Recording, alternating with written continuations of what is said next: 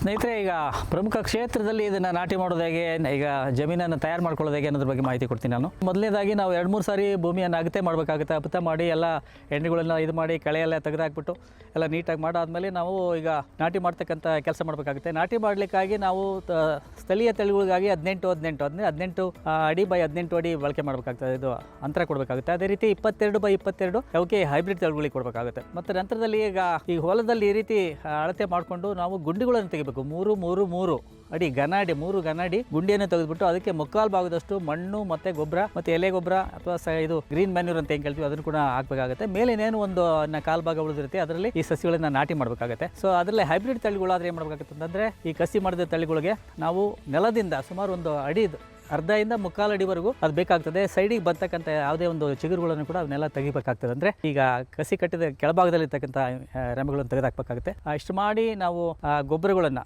ಸಗಣಿ ಗೊಬ್ಬರವನ್ನು ಇಲ್ಲೇ ಸೇರಿಸ್ತೀವಿ. ಅದೇ ರೀತಿ 50% ನೈಟ್ರೋಜನ್ ಮತ್ತು ಉಳಿದ ಗೊಬ್ಬರಗಳನ್ನು ಕೂಡ ಮಣ್ಣಿಗೆ ಗಿಡ ನಾಟಿ ಮಾಡೋ ಸಮಯದಲ್ಲಿ ಕೊಡ್ತೇವೆ.